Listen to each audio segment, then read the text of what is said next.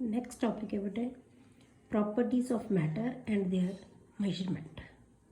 Matter दी properties की है तो आप उन्होंने किवें मेजर कर सकते हैं।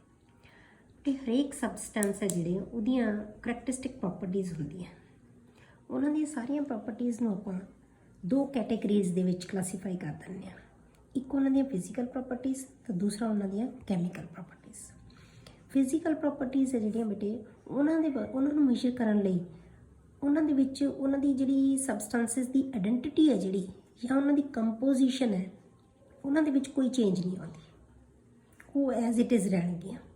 ठीक है, जदों आपां इन्हां नूं मेजर करदे हां ਤਾਂ ਉਹਦੇ ਵਾਸਤੇ ਉਸ ਰਿਐਕਸ਼ਨ ਉਹਦੀ ਜਿਹੜੀ ਸਬਸਟੈਂਸ ਹੈ ਉਹਦੇ ਵਿੱਚ ਕੋਈ ਕੈਮੀਕਲ ਚੇਂਜ ਹੋਣ ਦੀ ਵੀ ਜ਼ਰੂਰਤ ਨਹੀਂ ਹੁੰਦੀ। ਠੀਕ ਹੈ, ਇਹ ਐਗਜ਼ਾਮਪਲ ਹੈ ਜਿਹੜੇ ਫਿਜ਼ੀਕਲ ਪ੍ਰੋਪਰਟੀਜ਼ ਦੀਆਂ, ਜਿਵੇਂ ਕਲਰ ਹੈ, ਓਡਰ, ਸਮੈਲ ਜਿਹਨੂੰ ਕਹਿੰਦੇ ਆ, ਮੈਲਟਿੰਗ ਪੁਆਇੰਟ ਹੈ, ਬੋਇਲਿੰਗ ਪੁਆਇੰਟ ਹੈ, ਡੈਂਸਿਟੀ ਹੈ। ਇਹ ਸਾਰੀਆਂ ਕੀ ਹੈ ਕਿ ਕਿਸੇ ਵੀ ਚੀਜ਼ ਦੀ ਆਇਡੈਂਟਿਟੀ ਖੋਏ ਤੋਂ ਬਿਨਾਂ ਅਸੀਂ ਉਹਨਾਂ ਨੂੰ ਮੇਜਰ ਕਰ ਸਕਦੇ ਹਾਂ। इन्हों वास्ते किसी कैमिकल चेंज की भी लोड़ नहीं होंगी, तो इन्होंने प्रॉपर्टीज़ में आप मेजर कर सकते हैं, तो उन्होंने आप की कहेंगे फिजिकल प्रॉपर्टीज़। ठीक है, दूसरिया जिहड़ियां प्रॉपर्टीज़ है बेटे उन्होंने कहने असीं कैमिकल प्रॉपर्टीज़। जिहड़ियां कैमिकल प्रॉपर्टीज़ है उन्हों की मेजरमेंट लई उहदे विच कैमिकल रिएक्शन का होना जरूरी होंदा है। उन्हां च कैमिकल रिएक्शन होना जरूरी होंदा है।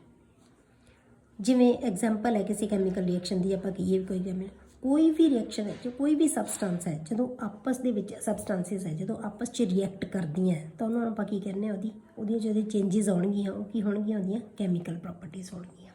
ठीक है, जिवें एसिड ते बेस रिएक्ट करते हैं। ठीक है, या आप कह लो कोई चीज़ नूं आपां जलाउने आ, या कह लो तुसीं उहदे च ऑक्सीजन नाल रिएक्ट करदी है कोई चीज़ तो उहदी ऑक्सीडेशन हो जाती है। ये सारे की है कैमिकल रिएक्शनस। जिवें आप एग्जाम्पल लैने दी एसिडिटी है, बेसिसिटी है, कंबस्टिबिलिटी है। ठीक है, ये सारे की है कैमिकल प्रॉपर्टीज़ है। ये सिर्फ असी उदों ही देख सकते हैं जदों कोई दो चीज़ां रिएक्ट करनगियां ते नवीं चीज़ बनाउणगियां। ठीक है, पर ये जिहड़ा साडा ये सैक्शन है ये आपां कल्लियां फिजिकल प्रॉपर्टीज़ की मेजरमेंट ही करांगे कि फिजिकल प्रॉपर्टीज़ नूं आपां किवें मेजर कर सकते हैं। जे आपां बेटे किसी भी चीज़ की साइंटिफिक इन्वेस्टिगेशन करनी होवे, ठीक है, तो वो वास्ते जी प्रॉपर्टीज़ की क्वांटीटेटिव मेजरमेंट है जी वो जरूरी होंगी है। मतलब हरेक प्रॉपर्टी को क्वांटीटेटिवली मेजर करना पएगा जो भी असी इन्वेस्टिगेशन करनी है, क्योंकि बहुत सारिया प्रॉपर्टीज़ है जिहड़ियां मैटर दियां बेटे वो क्वांटीटेटिव इन नेचर होंदियां। उहदा नेचर की है क्वांटीटेटिव है। जिवें क्वांटीटेटिव का मतलब जे सानू क्वांटिटी चाहिए है, जिवें आप लैने मैटर है, ये लेंथ है, एरिया है, वॉल्यूम है। जिवें आप लिया लेंथ, एरिया, वॉल्यूम एटसैट्रा, ये सारियां की है फिजिकल प्रॉपर्टीज़, पर एक ही है क्वांटीटेटिव मेजरमेंट है इन्हां दी।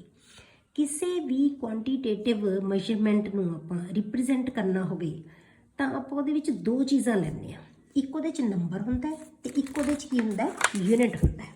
ठीक है, number is followed by unit. जिवें आपां कहता एग्जाम्पल आपां लईए, आपां कहता कि एक कमरे की जिहड़ी लेंथ है वो की है 5 मीटर है। जिहड़ी कमरे की लेंथ है वो कितनी है 5 मीटर है। इसका मतलब 5 की आ गया बेटे नंबर, तो मीटर है जिहड़ा वो किनू डिनोट कर रहा है मीटर नूं। एम है जिहड़ा वो किनू डिनोट कर रहा है, एम किनू डिनोट कर रहा है मीटर नूं। इसका मतलब कि मीटर की है यूनिट है उसका। ठीक है, तां ही असी लेंथ कल्ले 5 का कोई मीनिंग नहीं, कल्ले मीटर का कोई मीनिंग नहीं। ठीक है, तो आप 5 मीटर दसांगे तो एक नंबर होएगा, एक उहदा यूनिट होएगा, तो ही सानू उहदी मेजरमेंट का प्रॉपर पता लगेगा। ठीक है, हुण जिहड़े साडे कोले प्रॉपर्टीज़ जिहड़ियां मेजरमेंट करनी है आप प्रॉपर्टीज़ की, उहदे वास्ते तुहाडे कोले यूनिट्स है जिहड़ियां बेटे दो तरह दियां हुंदियां, fundamental and derived units. Fundamental ते ड्राइव्ड यूनिट्स पहला आप फंडामेंटल यूनिट्स देखांगे। फंडामेंटल की है, किसी भी क्वांटिटी नूं मेजर करन लई असी 3 बेसिक यूनिट्स लैंदे हां। कोई भी क्वांटिटी असी मेजर करनी है तो उहदे लई 3 क्लियर। किसी भी क्वांटिटी नूं आपां मेजर फिजिकल क्वांटिटी नूं मेजर करना है तो 3 बेसिक यूनिट्स लैंदे आ। वो किहड़े-किहड़े है? मास है, लेंथ है ते टाइम है। ये 3 बेसिक यूनिट है, क्योंकि ये तीनों ही यूनिट मास भी, लेंथ की भी, टाइम भी, ये इंडिपेंडेंट यूनिट है। इंडिपेंडेंट का मतलब कि इन्हां नूं ਹੋਰ ਕਿਸੇ ਵੀ ਯੂਨਿਟ ਤੋਂ ਡਰਾਈਵ ਨਹੀਂ ਕੀਤਾ ਜਾ ਸਕਦਾ, ਕਿਸੇ ਵੀ ਹੋਰ ਯੂਨਿਟ ਤੋਂ ਇਹਨਾਂ ਨੂੰ ਡਰਾਈਵ ਨਹੀਂ ਕੀਤਾ ਜਾ ਸਕਦਾ, ਇੰਡੀਪੈਂਡੈਂਟ ਯੂਨਿਟ ਹੈ। ਇਸੇ ਕਰਕੇ ਇਹਨਾਂ ਨੂੰ ਯੂਨਿਟਸ ਨੂੰ ਆਪਾਂ ਕੀ ਕਹਿੰਦੇ ਆ, ਫੰਡਾਮੈਂਟਲ ਯੂਨਿਟਸ। ਇਹ ਆਪਣੇ ਆਪ 'ਚ ਕਿਸੇ ਹੋਰ ਯੂਨਿਟ ਤੋਂ ਡਰਾਈਵ ਨਹੀਂ ਕੀਤੀਆਂ ਜਾਂਦੀਆਂ, ਇੰਡੀਪੈਂਡੈਂਟ ਯੂਨਿਟਸ ਹੈ, ਇਸ ਕਰਕੇ ਇਹਨਾਂ ਨੂੰ ਫੰਡਾਮੈਂਟਲ ਯੂਨਿਟ ਕਹਿੰਦੇ ਆ। ਪਰ ਬਾਅਦ ਵਿੱਚ ਕੀ ਦੇਖਿਆ ਬੇਟੇ ਕਿ ਇਹਨਾਂ ਤਿੰਨਾਂ ਤੋਂ ਯੂਨਿਟਸ ਤੋਂ ਬਹੁਤ ਸਾਰੀਆਂ ਯੂਨਿਟ ਇਹੋ ਜਿਹੀ, ਬਹੁਤ ਸਾਰੀਆਂ ਫਿਜ਼ੀਕਲ ਕੁਆਂਟੀਟੀਜ਼ ਇਹੋ ਜਿਹੀਆਂ ਹੈ ਜਿਨ੍ਹਾਂ ਨੂੰ ਅਸੀਂ ਇਹਨਾਂ ਤਿੰਨਾਂ ਦੇ ਬੇਸ 'ਤੇ ਮੈਜ਼ਰ ਨਹੀਂ ਕਰ ਸਕਦੇ। ਜੇ ਅਸੀਂ ਇਕੱਲੇ ਹੀ ਯੂਨਿਟ ਲੈ ਲਏ ਤਾਂ ਉਹਨਾਂ ਨੂੰ ਮੈਜ਼ਰ ਨਹੀਂ ਕਰ ਸਕਾਂਗੇ। ਜਿਵੇਂ ਟੈਂਪਰੇਚਰ ਹੈ, ਇਲੈਕਟ੍ਰਿਕ ਕਰੰਟ ਹੈ, ਅਮਾਊਂਟ ਆਫ ਸਬਸਟੈਂਸ ਹੈ, ਉਹਨਾਂ ਨੂੰ ਅਸੀਂ ਇਹਨਾਂ ਤਿੰਨਾਂ ਦੇ ਨਾਲ ਮੈਜ਼ਰ ਨਹੀਂ ਕਰ ਸਕਦੇ। ਇਸ ਕਰਕੇ ਸਾਨੂੰ ਕੀ ਹੈ, ਹੋਰ ਯੂਨਿਟਸ ਦੀ ਲੋੜ ਪਈ। ਹੋਰ ਯੂਨਿਟਸ ਜਿਹੜੀਆਂ ਲਈਆਂ, ਹੁਣ ਉਹਦੇ ਵਾਸਤੇ ਬਹੁਤ ਸਾਰੇ ਤੁਹਾਡੇ ਕੋਲ ਮੈਥਡਸ ਆਏ ਆ, ਬੜੇ ਸਾਰੇ ਸਿਸਟਮਸ ਆਏ ਹੈ ਮੈਜ਼ਰਮੈਂਟ ਦੇ। ਤਾਂ ਆਪਾਂ ਕੀ ਹੈ 7 ਯੂਨਿਟ ਲੈ ਲਏ ਮੈਜ਼ਰਮੈਂਟ ਦੇ, ਜਿਨ੍ਹਾਂ ਨੂੰ ਅਸੀਂ ਬੇਸਿਕ ਯੂਨਿਟਸ ਕਹਿ ਦਿੰਦੇ ਹਾਂ। ਤਾਂ ਆਪਾਂ ਕੀ ਬੇਟੇ ਇਹਨਾਂ ਸਾਰੀਆਂ ਚੀਜ਼ਾਂ ਨੂੰ ਮੈਜ਼ਰ ਕਰਨ ਵਾਸਤੇ 7 ਹੈ ਜਿਹੜੇ ਬੇਸਿਕ ਯੂਨਿਟਸ ਲੈ ਲਏ। ਠੀਕ ਹੈ, 7 ਯੂਨਿਟਸ ਆਫ ਮੈਜ਼ਰਮੈਂਟ, ਜਿਨ੍ਹਾਂ ਨੂੰ ਆਪਾਂ ਕੀ ਕਹਿੰਦੇ, ਬੇਸਿਕ ਯੂਨਿਟਸ। ਇਹ ਸਾਰੇ ਯੂਨਿਟ ਹੈ ਜਿਹੜੇ ਬਾਕੀ ਦੇ ਸਾਰੇ ਜਿੰਨੇ ਵੀ ਬਾਕੀ ਹੋਰ ਯੂਨਿਟ ਹੋਣਗੇ, ਕਿਉਂਕਿ ਯੂਨਿਟ ਤਾਂ ਬਹੁਤ ਜ਼ਿਆਦਾ ਹੁੰਦੇ ਆ, ਹਰੇਕ ਚੀਜ਼ ਦੇ ਇਹਨੂੰ ਮੈਜ਼ਰ ਕਰਨ ਦੇ ਅਲੱਗ-ਅਲੱਗ ਯੂਨਿਟ ਹੋਣਗੇ। ਬਾਕੀ ਦੇ ਸਾਰੇ ਯੂਨਿਟ, ਇਹਨਾਂ 7 ਨੂੰ ਛੱਡ ਕੇ ਬਾਕੀ ਦੇ ਸਾਰੇ ਜਿਹੜੇ ਯੂਨਿਟ ਹੋਣਗੇ, ਇਹਨਾਂ 7 ਯੂਨਿਟਸ ਤੋਂ ਆਪਾਂ ਉਹਨਾਂ ਨੂੰ ਡਰਾਈਵ ਕਰ ਸਕਾਂਗੇ। ਤਾਂ ਉਹਨਾਂ ਨੂੰ ਆਪਾਂ ਕੀ ਕਹਿ ਦਾਂਗੇ, ਡਰਾਈਵਡ ਯੂਨਿਟਸ। ਠੀਕ ਹੈ, ਤਾਂ 7 ਆਪਾਂ ਕੀ ਲੈ ਲਏ, ਬੇਸਿਕ ਯੂਨਿਟ। ਤਾਂ ਆਪਾਂ ਹੁਣ ਫੰਡਾਮੈਂਟਲ ਯੂਨਿਟ ਨਾਲ ਤਾਂ ਕੁਝ ਨਹੀਂ ਗੱਲ ਬਣ ਸਕਦੀ, ਜਿਹੜੇ 3 ਮੰਨੇ ਸੀ ਆਪਾਂ, ਮਾਸ, ਲੈਂਥ ਤੇ ਟਾਈਮ। ਹੁਣ ਆਪਾਂ ਕੀ ਲੈ ਲਏ, 7 ਬੇਸਿਕ ਯੂਨਿਟਸ। ਤਾਂ ਬੇਸਿਕ ਯੂਨਿਟਸ ਆਪਾਂ ਪੜਾਂਗੇ 7 ਕਿਹੜੇ ਹੈ। ਉਹਨਾਂ ਤੋਂ ਇਲਾਵਾ ਬਾਕੀ ਜਿਹੜੇ ਸਾਰੇ ਯੂਨਿਟ ਹੋਣਗੇ ਉਹ ਕੀ ਹੋਣਗੇ, ਉਹਨਾਂ ਨੂੰ ਆਪਾਂ ਕੀ ਕਹਾਂਗੇ, ਡਰਾਈਵਡ ਯੂਨਿਟਸ। ਠੀਕ ਹੈ, ਤਾਂ ਹੁਣ ਇਹਨਾਂ ਯੂਨਿਟਸ ਦੇ ਵਿੱਚ ਆਪਾਂ ਇਹਦੇ ਅਲੱਗ-ਅਲੱਗ ਸਿਸਟਮ ਜਿਹੜੇ ਆਏ ਯੂਨਿਟਸ ਦੇ, ਉਹ ਆਏ ਹੈ। ਸਿਸਟਮ ਕਿਹਨੂੰ ਕਹਿੰਦੇ ਆਪਾਂ, ਸਿਸਟਮ ਆਫ ਯੂਨਿਟ ਕਿਹਨੂੰ ਕਿਹਾ ਜਾਂਦਾ ਬੇਟੇ, a complete set of units, ਜਿਹਦੇ ਵਿੱਚ ਬੇਸਿਕ ਵੀ ਆਉਣਗੇ ਤੇ ਡਰਾਈਵਡ ਵੀ ਆਉਣਗੇ। ਪੂਰਾ ਸੈੱਟ ਬਣਾ ਦਈਏ ਜੇ ਆਪਾਂ ਸਾਰਿਆਂ ਦੇ ਸਾਰੇ units the, for all kinds of physical quantities is called a system of unit। ਉਹਨੂੰ ਆਪਾਂ ਸਿਸਟਮ ਆਫ ਯੂਨਿਟ ਕਹਿ ਦਿੰਦੇ ਹਾਂ। ਬਹੁਤ ਸਾਰੇ ਇਹ ਤੇ ਕਈ ਸਾਰੇ ਸਾਡੇ ਕੋਲੇ ਕਾਮਨ ਸਿਸਟਮਸ ਹੈਗੇ ਆ, ਪਰ ਆਪਾਂ ਇੱਥੇ ਜਿਹੜਾ ਸਿਸਟਮ ਡਿਸਕਸ ਕਰਾਂਗੇ ਉਹ ਕਿਹੜਾ ਹੈ, ਇੰਟਰਨੈਸ਼ਨਲ ਸਿਸਟਮ ਆਫ ਯੂਨਿਟਸ। ਇੱਥੇ ਆਪਾਂ ਕਿਹੜਾ ਸਿਸਟਮ ਜਿਹੜਾ ਡਿਸਕਸ ਕਰਾਂਗੇ ਉਹ ਕੀ ਹੈ, ਇੰਟਰਨੈਸ਼ਨਲ ਸਿਸਟਮ ਆਫ ਯੂਨਿਟ, ਜਿਹਨੂੰ ਆਪਾਂ SI ਯੂਨਿਟ ਕਹਿ ਦਿੰਦੇ ਹਾਂ। ਠੀਕ ਹੈ, ਜਿਹਨੂੰ ਕਿ ਸਾਰੇ ਵਰਲਡ ਦੇ ਵਿੱਚ ਸਾਇੰਟਿਸਟ ਹੈ ਜਿਹੜੇ ਉਹਨਾਂ ਨੇ ਐਕਸੈਪਟ ਕੀਤਾ ਹੋਇਆ। This is accepted by all the scientists all over the world. ਠੀਕ ਹੈ, ਹੁਣ ਆਪਾਂ ਇਸ SI ਆਪਾਂ ਜਿਹੜੀਆਂ ਬੇਸਿਕ ਯੂਨਿਟਸ ਦੀਆਂ ਗੱਲਾਂ ਕੀਤੀਆਂ ਸੀ, ਕਿ ਆਪਾਂ ਕਿਹਾ ਸੀ 7 ਬੇਸਿਕ ਯੂਨਿਟ ਸਾਡੇ ਕੋਲੇ। SI ਜਿਹੜੇ ਉਹਦੇ ਯੂਨਿਟਸ ਹੈ ਉਹ ਕਿਹੜੇ ਹੈ, ਉਹਨਾਂ ਨੂੰ ਆਪਾਂ ਹੁਣ ਡਿਸਕਸ ਕਰਾਂਗੇ। ਇਹ ਤੁਹਾਡੇ ਕੋਲੇ ਲਿਖਿਆ ਹੋਇਆ ਆਪਾਂ 7 basic unit for physical quantities. ਤਾਂ ਆਪਾਂ ਪਹਿਲਾਂ ਫਿਜ਼ੀਕਲ ਕੁਆਂਟੀਟੀ ਲਿਖਾਂਗੇ, ਕਿਹਨੂੰ ਮੈਜ਼ਰ ਕਰਨ ਲਈ, ਫਿਰ ਉਸ ਜਿਹੜੀ ਕੁਆਂਟੀਟੀ ਹੈ ਉਹਦਾ ਸਿੰਬਲ ਕੀ ਹੋਏਗਾ, ਫਿਰ ਉਹਦਾ SI ਯੂਨਿਟ ਕੀ ਹੋਏਗਾ, ਫਿਰ ਉਸ SI ਯੂਨਿਟ ਦਾ ਸਿੰਬਲ ਕੀ ਹੋਏਗਾ। ਆਪਾਂ 4 ਚੀਜ਼ਾਂ ਦੇਖਾਂਗੇ। ਸਭ ਤੋਂ ਪਹਿਲਾਂ ਹੁਣ ਬੇਸਿਕ ਯੂਨਿਟ 7 ਲੈਣੇ ਆਪਾਂ। ਪਹਿਲਾ ਕੀ ਹੈ, ਲੈਂਥ। ਲੈਂਥ ਨੂੰ ਕਾਹਦੇ ਨਾਲ ਰਿਪਰੈਜ਼ੈਂਟ ਕਰਦੇ ਆ, L ਨਾਲ। ਇਹਦਾ ਯੂਨਿਟ ਹੈ ਉਹ ਕੀ ਹੈ, ਮੀਟਰ ਹੈ। ਇਹਦੇ ਯੂਨਿਟ ਨੂੰ ਕਾਹਦੇ ਨਾਲ ਲਿਖਿਆ, ਸਮਾਲ m ਨਾਲ। ਠੀਕ ਹੈ, ਦੂਸਰਾ ਜਿਹੜਾ ਤੁਹਾਡੇ ਕੋਲ ਕੁਆਂਟੀਟੀ ਆ ਗਈ ਉਹ ਕੀ ਹੈ, ਮਾਸ। ਲਿਖਦੇ ਕਾਹਦੇ ਨਾਲ ਆ ਮਾਸ ਨੂੰ, ਸਮਾਲ m ਨਾਲ। ਇਹਦੀ ਯੂਨਿਟ ਹੈ ਜਿਹੜੀ ਉਹ ਕੀ ਹੈ, ਕਿਲੋਗ੍ਰਾਮ ਹੈ। ਇਹਦਾ ਸਿੰਬਲ ਹੈ ਜਿਹੜਾ ਉਹ ਕੀ ਹੈ, kg। ਉਸ ਤੋਂ ਬਾਅਦ ਆ ਗਿਆ ਟਾਈਮ। ਸਿੰਬਲ ਹੈ ਟਾਈਮ ਦਾ ਕੀ ਹੈ, t। ਇਹਦਾ ਯੂਨਿਟ ਹੈ ਜਿਹੜਾ ਕੀ ਹੈ, ਸੈਕਿੰਡ ਹੈ। ਇਹਦਾ ਸਿੰਬਲ ਹੈ ਸੈਕਿੰਡ ਦਾ ਉਹ ਕੀ ਹੈ, s। ਨੈਕਸਟ ਹੈ ਜਿਹੜਾ ਉਹ ਹੈ ਇਲੈਕਟ੍ਰਿਕ ਕਰੰਟ। ਇਲੈਕਟ੍ਰਿਕ ਕਰੰਟ ਨੂੰ ਕਾਹਦੇ ਨਾਲ ਲਿਖਦੇ ਹਾਂ ਬੇਟੇ ਆਪਾਂ, I ਦੇ ਨਾਲ। ਨੇਮ ਇਹਦਾ ਜਿਹੜਾ ਯੂਨਿਟ ਦਾ ਨਾਮ ਹੈ ਉਹ ਕੀ ਹੈ, ਐਂਪੀਅਰ। ਸਿੰਬਲ ਹੈ ਜਿਹੜਾ ਉਹ ਕੀ ਹੈ, ਕੈਪੀਟਲ E। ਉਸ ਤੋਂ ਬਾਅਦ ਆ ਗਿਆ ਬੇਟੇ ਟੈਂਪਰੇਚਰ, ਜਿਹਨੂੰ ਆਪਾਂ ਥਰਮੋਡਾਇਨਾਮਿਕ ਟੈਂਪਰੇਚਰ ਕਹਿੰਦੇ ਹਾਂ, ਜਿਹੜਾ ਕੈਮਿਸਟਰੀ ਦੇ ਵਿੱਚ ਅਸੀਂ ਯੂਜ਼ ਕਰਾਂਗੇ। ਉਹਨੂੰ ਆਪਾਂ ਲਿਖਦੇ ਕਾਹਦੇ ਨਾਲ, T ਦੇ ਨਾਲ। ਇਹਦਾ ਯੂਨਿਟ ਹੈ ਉਹ ਕੀ ਹੈ, ਕੈਲਵਿਨ। ਟੈਂਪਰੇਚਰ ਨੂੰ ਆਪਾਂ ਕੈਲਵਿਨ 'ਚ ਲੈਣਾ ਕੈਮਿਸਟਰੀ 'ਚ ਹਮੇਸ਼ਾ। ਉਹਦਾ ਯੂਨਿਟ ਹੈ ਜਿਹੜਾ ਉਹ ਕੀ ਹੈ, K ਹੈ। ਉਸ ਤੋਂ ਬਾਅਦ ਹੈ ਅਗਲਾ ਜਿਹੜਾ ਬੇਸਿਕ ਯੂਨਿਟ, ਉਹ ਹੈ ਅਮਾਊਂਟ ਆਫ ਸਬਸਟੈਂਸ। ਕਾਹਦੇ ਨਾਲ ਲਿਖਦੇ ਹਾਂ ਬੇਟੇ ਇਹਨੂੰ, N ਨਾਲ, ਸਮਾਲ n ਨਾਲ।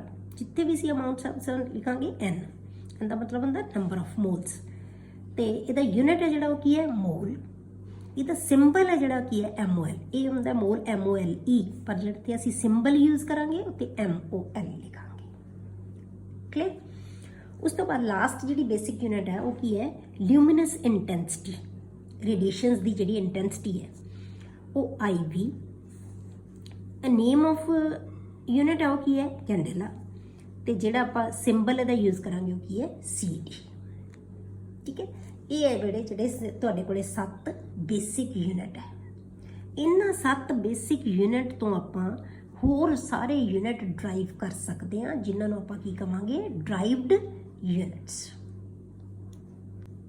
ਹੁਣ ਬੇਟੇ ਆਪਾਂ ਕੁਝ ਡਰਾਈਵਡ ਯੂਨਿਟਸ ਕਰਾਂਗੇ ਜਿਨ੍ਹਾਂ ਨੂੰ ਅਸੀਂ ਆਮ ਤੌਰ ਤੇ ਯੂਜ਼ ਕਰਦੇ ਹਾਂ ਜਿਹੜੇ ਸਾਨੂੰ ਕੰਮ ਆਉਣਗੇ ਉਹਨਾਂ ਨੂੰ ਆਪਾਂ ਪੜਾਂਗੇ ਹੁਣ ਠੀਕ ਹੈ ਪਹਿਲਾਂ ਤੁਹਾਡੇ ਕੋਲ ਏਰੀਆ ਕੀ ਹੁੰਦਾ ਬੇਟੇ ਲੈਂਥ ਇਨਟੂ ਬ੍ਰੈਡਥ ਲੈਂਥ ਨੂੰ ਕਾਹਦੇ ਨਾਲ ਮਾਪਦੇ ਆ ਮੀਟਰ ਨਾਲ ਬ੍ਰੈਡਥ ਨੂੰ ਕਾਹਦੇ ਨਾਲ ਮਾਪਦੇ ਆ ਮੀਟਰ ਨਾਲ ਤਾਂ ਕੀ ਆ ਗਿਆ ਮੀਟਰ ਸਕੁਅਰ ਯੂਨਿਟ ਬਣਾਉਣੇ ਬਹੁਤ ਈਜ਼ੀ ਹੈ ਬੇਟੇ ਜੇ ਤੁਹਾਨੂੰ ਬੇਸਿਕ ਆ ਗਏ ਇਹਨੂੰ ਬਣਾ ਲਓਗੇ ਆਸਾਨੀ ਨਾਲ ਇਹ ਲੈਂਥ ਤੇ ਬ੍ਰੈਡਥ ਤੋਂ ਦੋਨਾਂ ਕੀ ਆ ਗਿਆ ਮੀਟਰ ਸਕੁਅਰ ਮੀਟਰ ਜਿਹਨੂੰ ਆਪਾਂ ਕਹਿੰਦੇ ਹਾਂ ਦੂਸਰਾ ਆ ਗਿਆ ਵੋਲਿਊਮ ਕੀ ਹੁੰਦਾ ਬੇਟੇ length into breadth into height ਤਿੰਨਾਂ ਦੀ ਯੂਨਿਟ ਲਾ ਦਿਓ M ਕੀ ਆ ਗਿਆ ਕਿਊਬਿਕ ਮੀਟਰ ਠੀਕ ਹੈ M ਦਾ ਕਿਊਬ ਉਸ ਤੋਂ ਬਾਅਦ ਆ ਗਿਆ ਬੇਟੇ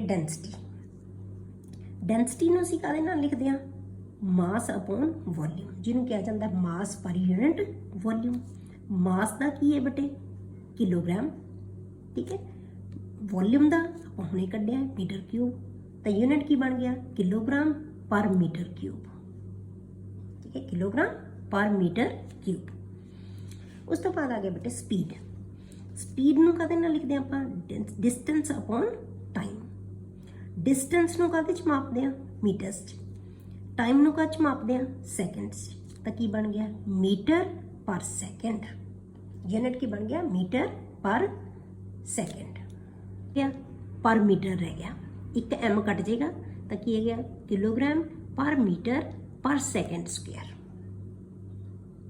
ਕਲੀਅਰ ਪਰ ਇਹਨੂੰ ਆਪਾਂ ਜੇ ਆਪਾਂ ਇੱਥੋਂ ਬਣਾਈਏ ਇਹਨੂੰ ਆਪਾਂ ਕੀ ਕਿਹਾ ਸੀ ਬੇਟੇ ਨਿਊਟਨ ਉੱਪਰ ਲਿਖ ਲਓ ਨਿਊਟਨ ਇਹ ਕੀ ਆ ਗਿਆ ਮੀਟਰ ਸਕੁਅਰ ਤਾਂ ਕੀ ਬਣ ਗਿਆ ਨਿਊਟਨ ਪਰ ਮੀਟਰ ਸਕੁਅਰ ਨਿਊਟਨ ਪਰ ਮੀਟਰ ਸਕੁਅਰ ਨੂੰ ਆਪਾਂ ਕੀ ਕਹਿੰਦੇ ਆ ਪਾਸਕਲ ਇਹਨੂੰ ਕਾਹਦੇ ਨਾਲ ਲਿਖਦੇ ਆ PA ਦੇ ਨਾਲ ਤਾਂ ਪ੍ਰੈਸ਼ਰ ਦਾ ਜਿਹੜਾ ਯੂਨਿਟ ਆ ਉਹ ਕੀ ਹੈ ਪਾਸਕਲ ਹੁੰਦਾ ਹੈ ਜਾਂ ਨਿਊਟਨ ਪਰ ਮੀਟਰ ਸਕੁਅਰ ਨੈਕਸਟ ਹੈ ਜਿਹੜਾ ਡਰਾਈਵਡ ਯੂਨਿਟ ਉਹ ਹੈ ਐਨਰਜੀ ਨੂੰ ਆਪਾਂ ਕਾਹਦੇ ਨਾਲ ਲਿਖਦੇ ਹਾਂ ਬੇਟੇ ਫੋਰਸ ਇਨਟੂ ਡਿਸਟੈਂਸ ਫੋਰਸ ਦਾ ਫਾਰਮੂਲਾ ਆਪਾਂ ਹੁਣੇ ਲਗਾਇਆ kilogram metre per second square into metre distance ਦਾ ਮੀਟਰ ਤਾਂ ਕੀ ਬਣ ਗਿਆ kilogram metre square per second square kilogram metre per second square ਨੂੰ ਆਪਾਂ ਕੀ ਕਹਿੰਦੇ ਆ ਜੂਲ ਇਹਨੂੰ ਜੂਲਸ ਦੇ ਵਿੱਚ ਮਾਪਦੇ ਆਪਾਂ ਜੂਲ ਜਿਹਨੂੰ ਆਪਾਂ ਕਹਿੰਦੇ ਆ ਕਾਹਦੇ ਨਾਲ ਲਿਖਦੇ ਆ ਇਹਨੂੰ J ਦੇ ਨਾਲ ਠੀਕ ਹੈ ਇਹ ਸੀ ਬੇਟੇ ਜਿਹੜੇ ਤੁਹਾਡੇ ਕੋਲੇ ਡਰਾਈਵਡ ਯੂਨਿਟ ਹੁਣ ਇਹ ਸਾਰੇ ਦੇ ਸਾਰੇ ਯੂਨਿਟ ਤੁਸੀਂ ਯਾਦ ਕਰ ਲੈਣੇ ਵੀ ਕੀ ਹੈ ਮਤਲਬ ਆਪੇ ਯਾਦ ਕਰਨ ਦੀ ਲੋੜ ਨਹੀਂ ਬੇਸਿਕ ਯੂਨਿਟ ਯਾਦ ਕਰ ਲਓ ਆਪਣੇ ਆਪ ਤੁਹਾਨੂੰ ਡਰਾਈਵ ਕਰਨੇ ਆ ਜਾਣਗੇ ਯੂਨਿਟ ਸਾਰੇ ਠੀਕ ਹੈ ਉਸ ਤੋਂ ਬਾਅਦ ਆ ਗਿਆ ਬੇਟੇ ਤੁਹਾਡੇ ਕੋਲ ਐਕਸਲੇਸ਼ਨ ਨੂੰ ਕਾਹਦੇ ਨਾਲ ਲਿਖਦੇ ਆਪਾਂ ਚੇਂਜ ਇਨ ਵੈਲੋਸਿਟੀ ਜਾਂ ਸਪੀਡ ਕਹ ਲਓ divided by time taken velocity ਨੂੰ ਕਾਹਦੇ ਨਾਲ ਲਿਖਦੇ ਆਪਾਂ ਹੁਣੇ ਕੈਲਕੂਲੇਟ ਕੀਤਾ ਹੈ metre per second time taken second ਤਾਂ ਕੀ ਬਣ ਗਿਆ ਮੀਟਰ ਪਰ ਸੈਕਿੰਡ ਸਕੁਅਰ ਅਗਲਾ ਜਿਹੜਾ ਡਰਾਈਵਡ ਯੂਨਿਟ ਆ ਉਹ ਹੈ ਫੋਰਸ ਕੀ ਹੁੰਦੀ ਹੈ ਬੇਟੇ ਮਾਸ ਇਨਟੂ ਐਕਸਲੇਸ਼ਨ MA ਨਾਲ ਲਿਖਦੇ ਆਪਾਂ ਜਿਹੜਾ ਮਾਸ ਹੈ ਜਿਹੜਾ ਕਦੇ ਚ ਮਾਪਦੇ ਆ ਕਿਲੋਗ੍ਰਾਮ ਚ ਐਕਸਲੇਸ਼ਨ ਨੂੰ ਕਦੇ ਚ ਮਾਪਦੇ ਆ ਹੁਣੇ ਕੈਲਕੂਲੇਟ ਕੀਤਾ ਹੈ ਮੀਟਰ ਪਰ ਸੈਕਿੰਡ ਸਕੁਅਰ ਤਾਂ ਯੂਨਿਟ ਕੀ ਬਣ ਗਿਆ ਇਹਦਾ ਬੇਟਾ kilogram metre per second square kilogram metre per second square ਨੂੰ ਆਪਾਂ ਕੀ ਕਹਿੰਦੇ ਆ ਨਿਊਟਨ ਠੀਕ ਹੈ ਨਿਊਟਨ ਕਾਹਦੇ ਨਾਲ ਲਿਖਦੇ ਆ ਇਹਨੂੰ ਕੈਪੀਟਲ N ਨਾਲ ਉਸ ਤੋਂ ਬਾਅਦ ਅਗਲਾ ਡਰਾਈਵਡ ਯੂਨਿਟ ਹੈ ਜਿਹੜਾ ਬੇਟੇ ਉਹ ਹੈ ਪ੍ਰੈਸ਼ਰ ਪ੍ਰੈਸ਼ਰ ਨੂੰ ਆਪਾਂ ਕਦੇ ਨਾਲ ਲਿਖਦੇ ਹਾਂ, force per unit area, force upon area. Force ਦਾ ਆਪਾਂ ਹੁਣੇ ਕੈਲਕੂਲੇਟ ਕੀਤਾ ਸੀ, ਕੀ ਆਇਆ kilogram metre per second square. Area ਨੂੰ ਕਦੇ ਨਾਲ ਲਿਖਦੇ ਹਾਂ, ਮੀਟਰ ਸਕੁਅਰ ਨਾਲ। ਤਾਂ ਯੂਨਿਟ ਕੀ ਬਣ ਗਿਆ, ਕਿਲੋਗ੍ਰਾਮ ਮੀਟਰ ਮੀਟਰ ਸਕੁਅਰ ਹੈ ਨੀਚੇ, ਉੱਪਰ ਪਹਿਲਾਂ ਬੇਟੇ ਆਪਾਂ ਬੇਸਿਕ ਤੇ ਡਰਾਈਵਡ ਯੂਨਿਟਸ ਕੀਤੇ ਸੀ। ਹੁਣ ਆਪਾਂ ਕਰਾਂਗੇ ਸਮ ਕੁਆਂਟੀਟੀਜ਼ ਵਿਚ ਵੀ ਆਫਨ ਯੂਜ਼, ਜਿਹੜੀਆਂ ਆਪਾਂ ਅਕਸਰ ਵਰਤਿਆ ਕਰਾਂਗੇ ਉਹ ਕੁਆਂਟੀਟੀਜ਼ ਆਪਾਂ ਹੁਣ ਅੱਜ 2-3 ਡਿਸਕਸ ਕਰਾਂਗੇ। ਪਹਿਲਾ ਹੈ ਮਾਸ। ਮਾਸ ਕਿਹਨੂੰ ਕਹਿੰਦੇ ਆ ਬੇਟੇ ਆਪਾਂ, amount of matter present in the substance. ਕਿਸੇ ਵੀ ਸਬਸਟੈਂਸ ਦੇ ਵਿੱਚ ਕਿੰਨਾ ਅਮਾਊਂਟ ਕਿਸੇ ਮੈਟਰ ਦਾ ਪ੍ਰੈਜ਼ੈਂਟ ਹੈ, ਉਹ ਕੀ ਕਵਾਂਗੇ, ਉਹਨੂੰ ਆਪਾਂ ਉਹਦਾ ਮਾਸ। ਮਾਸ ਹੈ ਬੇਟੇ ਜਿਹੜਾ ਹਮੇਸ਼ਾ ਉਹ ਕੌਨਸਟੈਂਟ ਰਹਿੰਦਾ ਕਿਸੇ ਵੀ ਸਬਸਟੈਂਸ ਦਾ। ਇਸ ਲਈ ਕਿਉਂਕਿ ਇਹ ਕੌਨਸਟੈਂਟ ਰਹਿੰਦਾ, ਇਸ ਕਰਕੇ ਇਹਨੂੰ ਆਪਾਂ ਲੈਬੋਰੇਟਰੀ ਦੇ ਵਿੱਚ ਐਨਾਲਿਟੀਕਲ ਬੈਲੈਂਸ ਦੇ ਨਾਲ ਐਕੂਰੇਟਲੀ ਮੈਜ਼ਰ ਕਰ ਸਕਦੇ ਹਾਂ, ਆਸਾਨੀ ਦੇ ਨਾਲ ਅੱਛੀ ਤਰ੍ਹਾਂ ਨਾਲ ਐਕੂਰੇਟਲੀ ਮੈਜ਼ਰ ਕਰ ਸਕਦੇ ਹਾਂ। ਠੀਕ ਹੈ। ਦੂਸਰੀ ਚੀਜ਼ ਹੁੰਦੀ ਹੈ ਵੇਟ। ਵੇਟ ਕੀ ਹੈ ਬੇਟੇ, it is the force exerted by gravity on an object. ਕਿਸੇ ਵੀ ਆਬਜੈਕਟ ਦੇ ਉੱਪਰ ਕਿੰਨੀ ਗ੍ਰੈਵਿਟੀ ਦੀ ਫੋਰਸ ਹੈ, ਉਹਨੂੰ ਆਪਾਂ ਕੀ ਕਹਾਂਗੇ, ਵੇਟ। ਮਤਲਬ ਕਿੰਨੀ ਜਿਹੜੀ ਗ੍ਰੈਵਿਟੀ ਹੈ, ਕਿੰਨੀ ਫੋਰਸ ਨਾਲ ਚੀਜ਼ ਨੂੰ ਆਪਣੇ ਵੱਲ ਨੂੰ ਖਿੱਚਦੀ ਹੈ, ਉਹ ਕੀ ਹੋਏਗੀ, ਵੇਟ ਹੋਏਗਾ ਉਹਦਾ। ਕਿਉਂਕਿ ਅਲੱਗ-ਅਲੱਗ ਥਾਵਾਂ 'ਤੇ ਜਿਹੜੀ ਗ੍ਰੈਵਿਟੀ ਹੈ ਉਹ ਡਿਫਰੈਂਟ ਹੋ ਸਕਦੀ ਹੈ, ਚੇਂਜ ਹੋ ਸਕਦੀ ਹੈ। ਇਸ ਕਰਕੇ ਕਿਸੇ ਸਬਸਟੈਂਸ ਦਾ ਜਿਹੜਾ ਵੇਟ ਹੈ ਉਹ ਵੀ ਚੇਂਜ ਕਰ ਸਕਦਾ ਹੈ, ਕਿਉਂਕਿ ਇਹ ਗ੍ਰੈਵਿਟੇਸ਼ਨਲ ਫੋਰਸ ਹੈ, ਇਸ ਕਰਕੇ ਇਹ ਚੇਂਜ ਹੋ ਸਕਦਾ ਹੈ। ਪਰ ਕੈਮਿਸਟਰੀ ਦੇ ਵਿੱਚ ਆਪਾਂ ਵੇਟ ਤੇ ਮਾਸ ਦੋਨੋਂ ਚੀਜ਼ ਇੱਕ ਹੀ ਮੰਨਾਂਗੇ। ਚਾਹੇ ਆਪਾਂ ਮਾਸ ਲਿਖ ਦੋ, ਚਾਹੇ ਆਪਾਂ ਵੇਟ ਲਿਖ ਲਓ, ਦੋਨੋਂ ਕੀ ਹੋਣਗੀਆਂ, ਸੇਮ ਹੋਣਗੀਆਂ, ਕਿਉਂਕਿ ਆਪਾਂ ਲੈਬੋਰੇਟਰੀ ਦੇ ਵਿੱਚ ਯੂਜ਼ ਕਰਨੀਆਂ ਇਹ ਕੁਆਂਟੀਟੀਜ਼। ਅਗਲਾ ਹੈ ਬੇਟੇ ਵੋਲਿਊਮ। ਵੋਲਿਊਮ ਜਿਹੜਾ ਇੱਕ ਚੀਜ਼ ਹੋਰ, ਮਾਸ ਹੈ ਜਿਹੜਾ, ਇਹਦੀ ਐਸਆਈ ਯੂਨਿਟ ਕੀ ਸੀ, ਕਿਲੋਗ੍ਰਾਮ। ਪਰ ਕਿਉਂਕਿ ਕਿਲੋਗ੍ਰਾਮ ਜਿਹੜੇ ਕੈਮੀਕਲਸ ਲਈ ਬਹੁਤ ਜ਼ਿਆਦਾ ਹੈ, ਇਸ ਕਰਕੇ ਆਪਾਂ ਇਹਦਾ ਯੂਨਿਟ ਹੈ ਜਿਹੜਾ ਕੀ ਮੰਨਾਂਗੇ, ਗ੍ਰਾਮਸ ਦੇ ਵਿੱਚ, ਗ੍ਰਾਮਸ ਜਾਂ ਮਿਲੀਗ੍ਰਾਮਸ ਦੇ ਵਿੱਚ ਆਪਾਂ ਇਹਨੂੰ ਵਰਤਾਂਗੇ। ਅਗਲਾ ਹੈ ਵੋਲਿਊਮ। ਵੋਲਿਊਮ ਕਿਹਨੂੰ ਕਹਿੰਦੇ ਆ ਬੇਟੇ ਆਪਾਂ, volume is the amount of space occupied ਬਾय the substance. ਕੋਈ ਸਬਸਟੈਂਸ ਕਿੰਨੀ ਸਪੇਸ ਆਕੂਪਾਈ ਕਰਤੀ ਹੈ, ਉਹ ਕੀ ਹੈ, ਉਹਦਾ ਵੋਲਿਊਮ। ਠੀਕ ਹੈ। ਐਸਆਈ ਯੂਨਿਟ ਕੀ ਹੈ ਇਹਦਾ, ਮੀਟਰ ਕਿਊਬ। ਪਰ ਜੇ ਆਪਾਂ ਕੈਮੀਕਲਸ ਲਈ ਯੂਜ਼ ਕਰਨਾ ਹੈ ਤਾਂ ਇਹ ਮੀਟਰ ਕਿਊਬ ਇਸ ਜਿਹੜੀ ਹੈਗੀ ਹੈ ਯੂਨਿਟ ਹੈ, ਇਹ ਬਹੁਤ ਜ਼ਿਆਦਾ ਵੱਡੀ ਹੋਏਗੀ। ਠੀਕ ਹੈ। ਇਸ ਲਈ ਆਪਾਂ ਲੈਬੋਰੇਟਰੀ ਦੇ ਵਿੱਚ ਆਪਾਂ ਕੀ ਕਰਾਂਗੇ, ਕੋਈ ਸਮੌਲ ਯੂਨਿਟ ਚਾਹੀਦੀ ਹੈ ਤਾਂ ਇਹਦੇ ਵਾਸਤੇ ਆਪਾਂ ਕੀ ਯੂਜ਼ ਕਰਾਂਗੇ, ਇਹਨੂੰ ਆਪਾਂ ਲੀਟਰਸ ਦੇ ਵਿੱਚ ਵਰਤਦੇ ਹਾਂ। ਠੀਕ ਹੈ। ਮੀਟਰਸ ਦੀ ਥਾਂ 'ਤੇ ਆਪਾਂ ਕੀ ਲਵਾਂਗੇ, ਸੈਂਟੀਮੀਟਰਸ। ਠੀਕ ਹੈ। ਜਿਵੇਂ ਆਪਾਂ ਲੀਟਰ ਲੈ ਲਿਆ, ਲੀਟਰ ਦਾ ਮਤਲਬ ਕੀ ਹੁੰਦਾ, 100 ml। 100 ml ਦਾ ਮਤਲਬ ਕੀ ਹੁੰਦਾ ਬੇਟੇ, ਨਾ ਸੌਰੀ 1000 ml। 1000 ml ਦਾ ਮਤਲਬ ਕੀ ਹੁੰਦਾ, 1000 ਸੈਂਟੀਮੀਟਰ ਕਿਊਬ। ਤਾਂ ਸੈਂਟੀਮੀਟਰ ਵਿੱਚ ਲੈ ਲਿਆ, ਜਾਂ ਇਹਨੂੰ ਕੀ ਕਹਿ ਸਕਦੇ ਹਾਂ, 1 ਡੈਸੀਮੀਟਰ ਕਿਊਬ।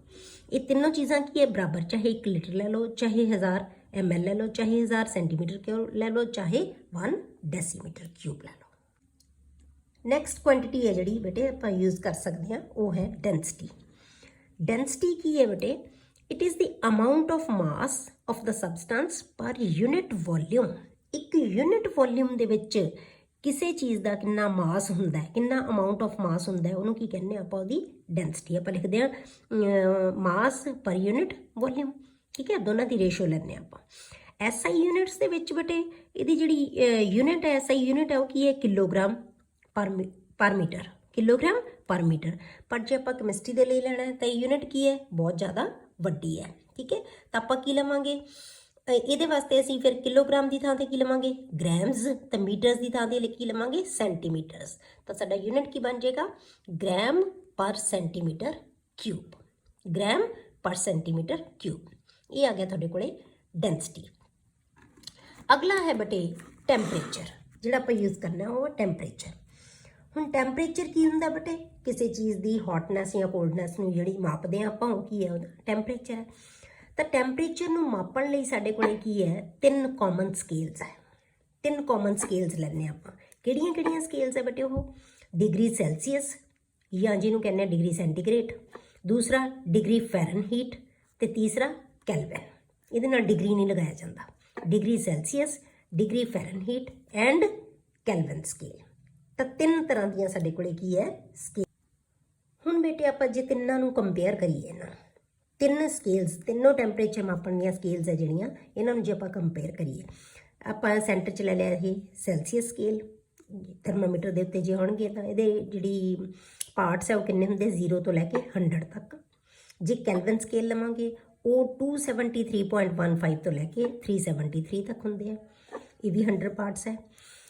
ਇਹ ਹੁੰਦਾ 32 ਤੋਂ ਲੈ ਕੇ, ਜਿਹੜਾ ਫੈਰਨਹੀਟ ਟੈਂਪਰੇਚਰ ਮਾਪਣ ਦਾ ਸਕੇਲ ਹੈ ਜਿਹੜੀ ਹੈ, ਇਹਨੂੰ ਥਰਮਾਮੀਟਰ ਕਹਿੰਦੇ ਆਪਾਂ, 32 ਡਿਗਰੀ ਫੈਰਨਹੀਟ ਤੋਂ ਲੈ ਕੇ 212 ਡਿਗਰੀ ਫੈਰਨਹੀਟ ਤੱਕ ਹੁੰਦਾ ਹੈ। ਮਤਲਬ ਇਹਦੇ ਟੋਟਲ ਪਾਰਟਸ ਹੈ ਜਿਹੜੇ ਉਹ ਕਿੰਨੇ ਆ, 180।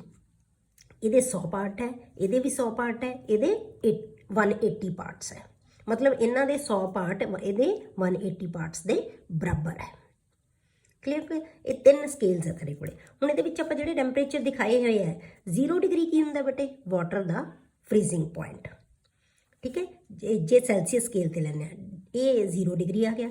ਇਹਦਾ ਜਿਹੜੀ ਕੈਲਵਨ ਸਕੇਲ ਹੈ ਉਹ ਕੀ ਹੈ, 273.15 ਹੁੰਦਾ ਹੈ। ਇਹ ਕੀ ਹੈ, ਵਾਟਰ ਦਾ ਫਰੀਜ਼ਿੰਗ ਪੁਆਇੰਟ। ਜੇ ਫੈਰਨਹੀਟ 'ਚ ਲਵਾਂਗੇ ਤਾਂ ਉਹ ਕੀ ਹੈ, 32 ਡਿਗਰੀ ਫੈਰਨਹੀਟ, ਜਿੱਥੇ ਪਾਣੀ ਫਰੀਜ਼ ਹੁੰਦਾ ਹੈ, ਇਹਦਾ ਫਰੀਜ਼ਿੰਗ ਪੁਆਇੰਟ ਟੈਂਪਰੇਚਰ ਹੈ।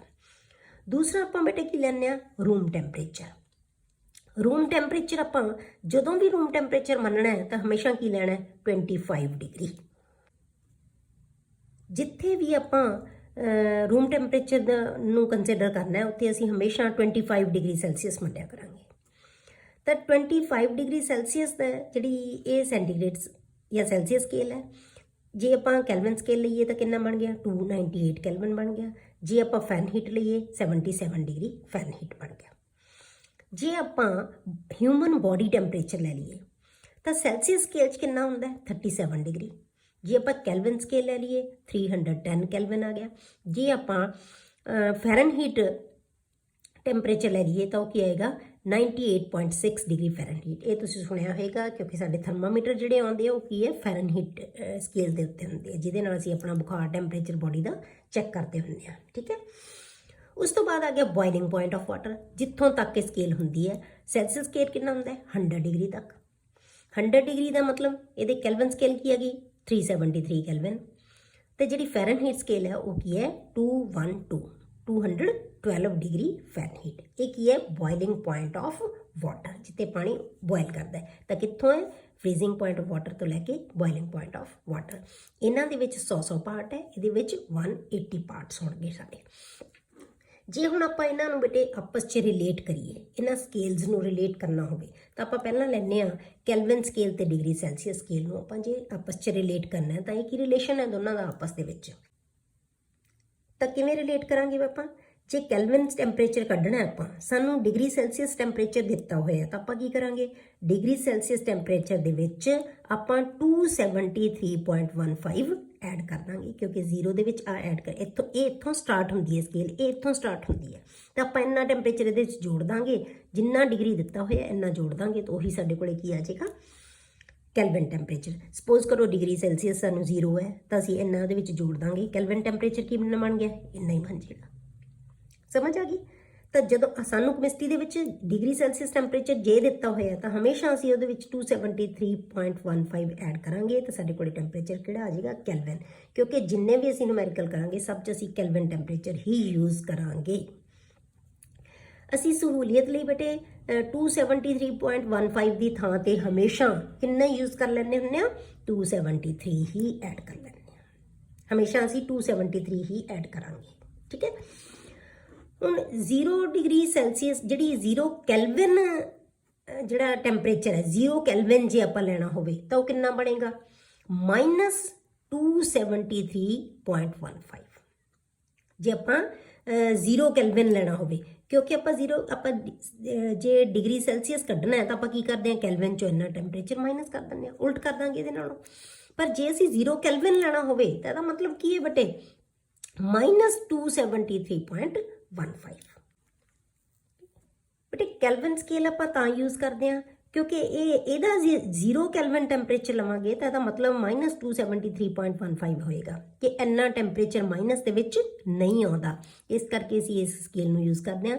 ਤਾਂ ਇਸ ਟੈਂਪਰੇਚਰ ਨੂੰ 0 ਕੈਲਵਨ ਟੈਂਪਰੇਚਰ ਨੂੰ ਆਪਾਂ ਅਕਸਰ ਕੀ ਕਹਿ ਦਿੰਦੇ ਹਾਂ, ਐਬਸੋਲਿਊਟ ਜ਼ੀਰੋ ਟੈਂਪਰੇਚਰ। ਇਹਨੂੰ ਐਬਸੋਲਿਊਟ ਜ਼ੀਰੋ ਕਿਹਾ ਜਾਂਦਾ ਹੈ ਕਿ ਅੱਜ ਜੇ ਇੰਨਾ ਡਿਗਰੀ ਸੈਲਸੀਅਸ ਟੈਂਪਰੇਚਰ ਹੈਗਾ -273.15, ਇਹਨੂੰ ਕੀ ਕਹਿੰਦੇ ਹਾਂ ਅਸੀਂ, 0 ਕੈਲਵਨ।